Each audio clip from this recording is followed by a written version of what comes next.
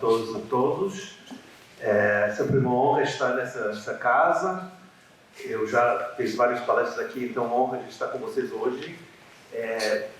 Eu queria aproveitar essa oportunidade de falar. Eu vou falar sobre a história do movimento LGBT internacionalmente aqui no Brasil, e no final vou fazer uns comentários sobre a situação atual, porque eu não posso fugir da realidade política nacional e internacional e as campanhas de solidariedade que nós estamos realizando fora do Brasil pela democracia e a luta contra esse governo reacionário.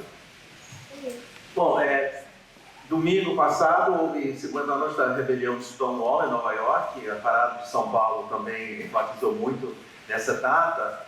Então eu queria hoje falar um pouco sobre o que significa esse momento na criação de uma história sobre o movimento LGBT a nível internacional.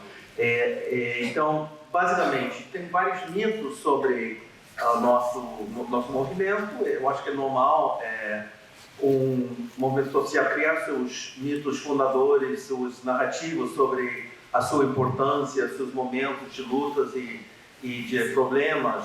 Mas os dois mitos sobre o movimento LGBT internacional a partir de 69 e a rebelião de Stonewall são o seguinte. Primeiro, ignora o fato que existia nos Estados Unidos um movimento anterior a 69, como se fosse de nada surgiu em 69 uma rebelião numa bar que provocou esse moderno movimento LGBT. Uma das questões que está colocado é uma noção também que o movimento foi disseminado de Nova York para a Europa, para a América Latina, ou seja, o movimento surge de Nova York e vai disseminando pelo mundo. Hoje eu queria falar sobre dois casos que vai contra essa noção. Primeiro é o caso argentino, que na verdade fundou talvez o primeiro grupo político na América Latina de gays e lésbicas organizados na Organização do Extramundo, em 67, e a história do movimento brasileiro dos anos 70, do qual eu fazia parte como um dos fundadores. E tudo isso para mim é muito importante no momento que estamos enfrentando com esse homofóbico presidente do país. Então, primeiro para entender a história do movimento norte-americano e o contexto do Stonewall, a rebelião em Nova York. Primeiro, dentro do contexto de lutas muito importantes do povo negro pelos direitos civis após a Segunda Guerra Mundial. E as mobilizações nas ruas para obrigar o Estado a modificar a legislação e ceder direitos plenos. Segundo, era importante o contexto do movimento contra a guerra de Vietnã, onde milhões de pessoas estavam mobilizadas nas ruas a partir de 65 contra a política internacional do governo Johnson, que também foi o governo que apoiou a ditadura militar brasileira em 64. E também o surgimento do movimento feminista, em parte uma crítica a práticas das esquerdas que marginalizavam as mulheres na direção, e também como reflete também o surgimento do movimento contra a cultura, questionando uma série de valores conservadores da sociedade americana, criando outros papéis de gênero e noções de sexualidade. Era um movimento muito disperso, muito diverso, muito representando muitos movimentos sociais. Então, essa é uma cartaz de 70, onde a mulher está reivindicando o poder gay, poder negro, poder das mulheres, dos estudantes, de todo o poder ao povo. Ou seja, uma noção de interseccionalidade no momento quando essa expressão não existia na academia.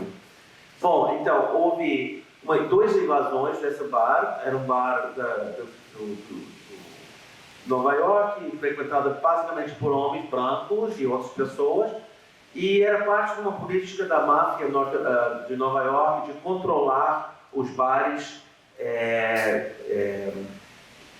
a polícia também de verificar se estava sendo violado várias regulações municipais sobre quem podia estar no bar, quem podia tomar álcool e tudo isso. Então, era uma prática constante de invasão durante um verão quente de Nova York, de 69, onde tinha muitas pessoas nas ruas E, em vez de aceitar essa invasão, eles responderam com uma resposta às polícias que entrou no bar e acabou com a propriedade dentro do bar, e depois prenderam algumas pessoas, algumas trans e outras pessoas, e depois houve essa reação violenta contra a polícia, onde 3 foram feridos.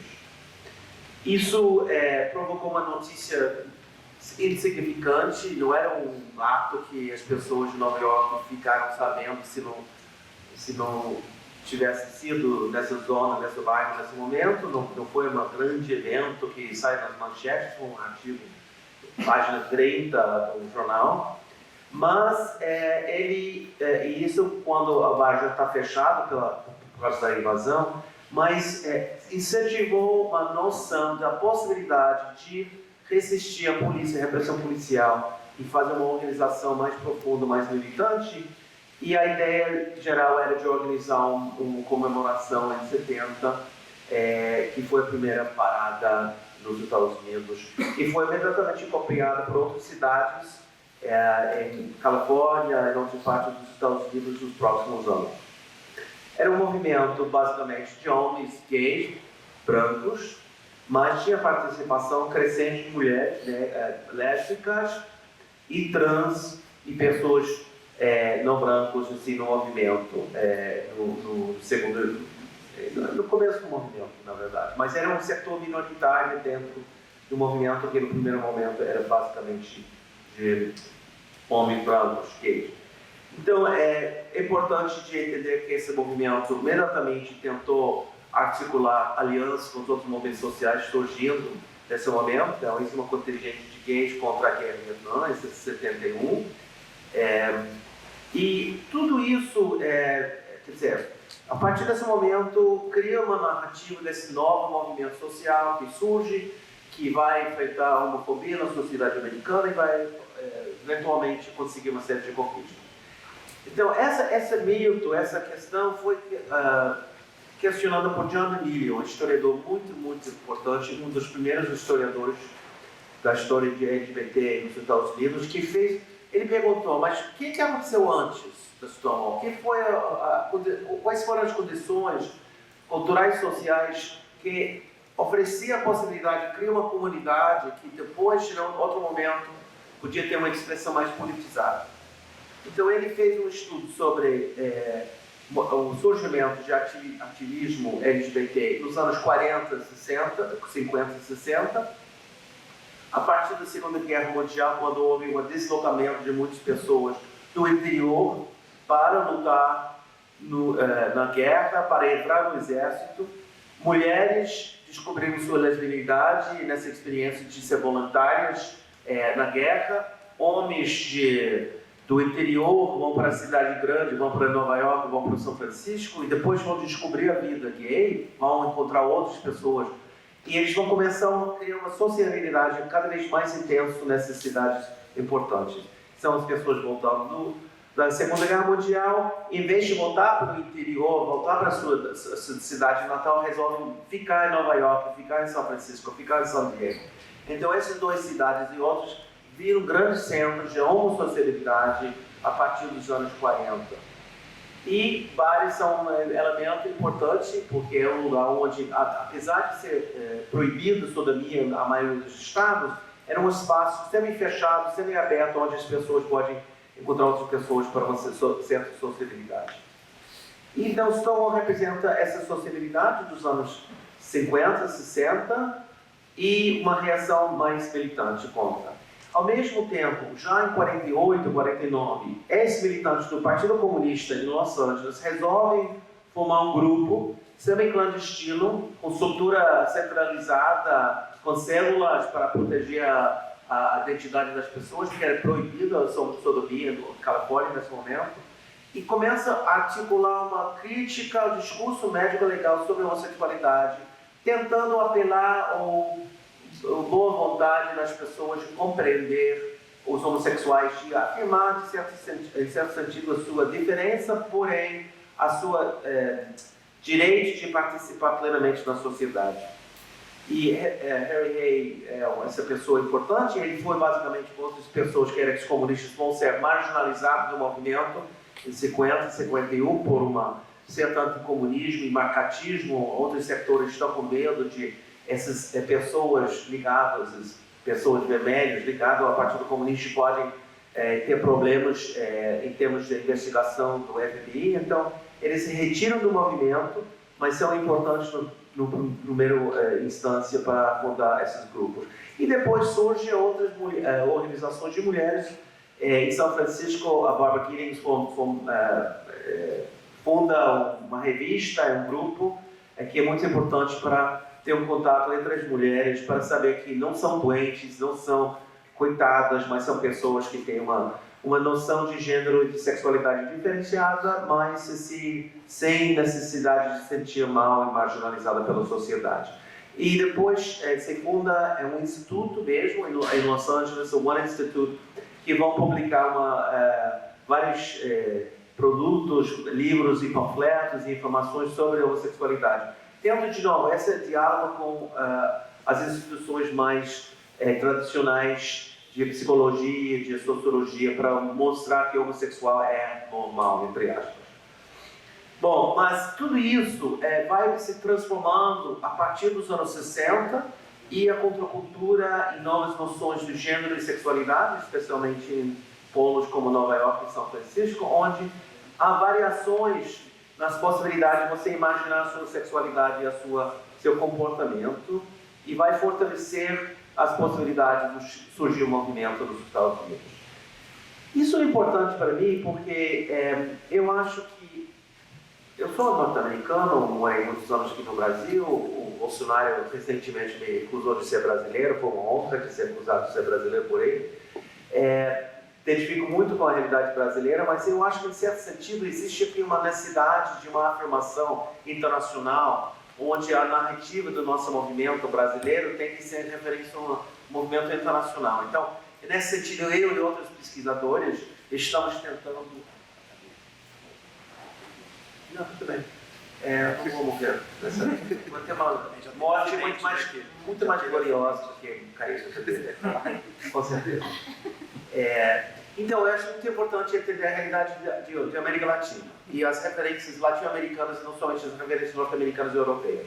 Então, nesse sentido, eu e outros pesquisadores, há muitos anos, estávamos tentando reconstruir a história do movimento argentino, por vários motivos. Um, porque é o primeiro grupo politizado na América Latina. É grupo Nuestro Mundo, de 67, que foi fundado durante uma ditadura militar, como o Grupo Somos foi fundado durante uma ditadura militar, por um grupo de militantes comunistas e sindicalistas do subúrbio de Buenos Aires, do centro, que sentiram a necessidade de juntar-se para falar sobre a discriminação que eles sofreram, a marginalização que eles também sentiram dentro do Partido Comunista Argentina, e fundaram esse grupo em 67, que vai ter articulações com grupos de intelectuais. Eventualmente, em 71, vai se fundar a Frente da Liberação Homossexual da Argentina, que é uma frente de 8 grupos, um grupo de mulheres, grupo de intelectuais, outro grupo de estudantes, grupo de evangélicos, católicos, que estão tentando dar uma resposta às transformações políticas sociais profundas que estão ocorrendo na Argentina, no processo de uma democratização e a possibilidade de volta de Perón à Argentina em 73. E no primeiro momento eles têm uma relação, uma tentativa de ter um diálogo com os peronistas. Os peronistas da esquerda e outros setores da esquerda vão rejeitar as suas tentativas de um diálogo, vão ser marginalizados e eventualmente eles vão ter um certo apoio dentro do grupo trotskista da PST da Argentina em um momento. A repressão, a partir da volta de Perón, vai aumentar. Em 75 vai ser quase impossível a organização funcionar. Em 76 vai se dissolver e a maioria das pessoas ou vão desaparecer, ou seja, vai se recuar para suas vidas particulares, vão no exílio para a Espanha, e uma pessoa muito importante nesse processo, Néstor Pelonguer, aqui nessa foto, vai pedir asilo, vai chegar no Brasil e morar em São Paulo como exilado. um cara nesse momento, um jovem intelectual, que vai virar um famoso escritor e poeta brasileiro, vai fazer um trabalho aqui na Unicamp sobre o negócio do Michel, que foi recém-lançado o livro dele, e é uma pessoa que está muito, tenta realmente imaginar teorias sobre a repressão aos homossexuais e uma resposta. Eles têm uma rica produção, eles publicam uma revista que chamava Somos, e na verdade o Grupo Somos de São Paulo vai mudar seu nome no final de 78 para 79 e usar o nome Somos conscientemente em homenagem à FLH e o seu trabalho. Eles vão tentar, essa revista, é uma revistinha de 14, 16 páginas, muito simples, mimeografado. Mas eles vão fazer artigos interessantes sobre a realidade argentina, tentar elaborar uma teoria sobre sexo e revolução, porque são muito influenciados ao que seria hoje em dia desde Foucault e outros intelectuais, principalmente franceses. E a referência dos argentinos não é os Estados Unidos, não é a influência norte-americana, é a influência europeia nas suas elaborações teóricas. Bom, a repressão em 76 ou 82 vai eliminar as possibilidades da organização e só em 82 ou 83 vai ser recuperado o movimento com a fundação da comunidade homossexual argentina CHA, que vai reivindicar o direito de ser legal, ter uma legalidade e vai gerar outros movimentos e forjar um movimento muito forte com uma política que logra bastantes avanços nesses anos. Bom, então, para terminar, falando um pouco sobre o Brasil, inspirado mais no meu primeiro livro, Além do Carnaval, que recentemente foi relançado aqui, depois de 20 anos, que eu considero uma tentativa de recuperar a história de homossexualidade masculina, basicamente no Rio e São Paulo, ao longo do século XX. É um dos várias obras que eu fiz, alguns junto com o Renan, meu grande querido amigo aqui, da homossexualidade, a história do movimento LGBT, que são parte de uma tentativa de realmente fundar uma corrente de historiadores e intelectuais, sociólogos, pessoas sociais, antropólogos, que estão realmente fazendo um trabalho sério sobre a história da homossexualidade, a realidade LGBT no país. E tem crescido bastante nos últimos anos em várias áreas, mas muito menos na área de história, que é a minha preocupação.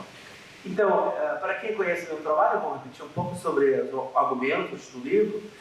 Especialmente a partir dos anos 50, aqui no Rio e em São Paulo, cria-se uma sociabilidade através do carnaval, que é um espaço privilegiado para as pessoas terem liberdade, que eles não podem gozar durante o resto do ano. Então, as bailes na Praça Tiradentes, que viraram as bailes das bonecas, os bailes dos enxutos, é um lugar muito privilegiado para as pessoas sentir liberdade nesses 4 dias de carnaval. Quando eu fiz a pesquisa, eu usei muitas imagens da revista Manchete, que filmavam, tirava fotos das pessoas entrando nos bares das bonecas, dos enxutos na Praça Tiradentes. E eu tinha uma noção que todo mundo que frequentava a baile se vestia de mulher, montada, e era uma festa de travestis. E depois, quando eu fui para os arquivos de Manchete, descobri essa foto, e era da baile mesmo, eu acho que é do São João. Você vai notando que a grande maioria dos homens são discretos, porque eles ainda estão numa situação de morar com suas famílias, ou com amigos, mas com uma situação de discriminação muito grande no seu prédio, no apartamento, com os vizinhos, com a família. Então, eles não estão... é uma minoria relativamente pequena de pessoas que têm essa capacidade de enfrentar o preconceito da sociedade e se montar e fazer brincadeiras sobre a sua sexualidade e sua noção do gênero, como essa viada linda aqui, que estava no Carnaval, 57, se não me engano. Então, no Rio houve, especialmente a partir dos anos 50, 60, uma sociabilidade muito grande, como todas as cidades grandes do país. É um lugar de migração de pessoas do interior para fugir da família, do preconceito, das fofocas. Rio de Janeiro, São Paulo, Recife e Salvador são lugares de anonimato, onde eles podem esconder-se dentro da cidade grande e criar suas redes de sociabilidade, suas famílias alternativas de apoio quando são basicamente ou marginalizadas pela família ou têm essa parte de silêncio, de não falar nada sobre o assunto. E foi muito rico, tinha muito prazer de entrevistar essas pessoas contando suas vidas. E a mais famosa do grupo que eu destaquei no meu livro era o grupo de amigos, a maioria do Nordeste, que morava em Copacabana, em pequenos kitnets de apartamentos, e resolveram com esse grupo de amigos fazer um boletim de brincadeira que eles chamavam Snob, e que começou uma coisa de 2 páginas, mimeografado, e virou uma publicação caseira, mas com 100 números, ao longo dos anos 63 até 69. E quando eu descobri essa coleção o arquivo Edgar Elroth, no Unicamp, eu comecei a ler e fazer listas dos nomes das pessoas. Eu me confundi totalmente, porque as bichas mudaram o nome de guerra todos os semanas. Então, era vários nomes de mulheres, depois eu estava tentando, sabe, quantas pessoas estavam no grupo, quem era quem, quais foram as brigas. Queria fazer um trabalho antropológico, histórico com essa revista. E, por sorte, a única vez que um nome verdadeiro sai foi no 2º número, onde o editor Aguinaldo Guimarães colocou seu nome, seu apartamento, seu endereço, e estava na lista telefônica. Consegui entrevistar ele, e ele me abriu para toda essa rede. Eu entrevistei todos eles e consegui, através dessas entrevistas, poder mapear a vida gay do Rio dos anos 50 e 60. Então, essas são as inspirações na Bahia e em outros lugares para fazer revistas parecidas. Eles, como todos os gays e as lésbicas, enfrentaram a repressão policial. Isso são pessoas presas no Ceilândia, levadas à prisão. Essa pessoa, ela começa a usar hormônios anticoncepcionais, que é a única maneira de transformar o corpo, penteia o cabelo de uma maneira diferente, mas provavelmente trabalhava no escritório, em outro lugar, durante a semana, então tinha que moderar, e usava maquiagem de noite para mostrar a sua feminilidade. Mas tinha que tomar muito cuidado, porque se usava roupa de mulheres durante o ano, podia ser preso por uma falsa ideologia falsa, como fala a expressão? Falsidade ideológica, uma loucura, mas eles prenderam as pessoas por essa questão. Então, mais pessoas presas. E, bom, a repressão de 64, 67 vai, em certo sentido, limitar as possibilidades dessa sociedade no país. As pessoas esquecem muito que é um discurso anticomunista, antissexual, uma ligação entre comunismo e homossexualidade feita pela direita, alegando que o comunismo vai incentivar a homossexualidade.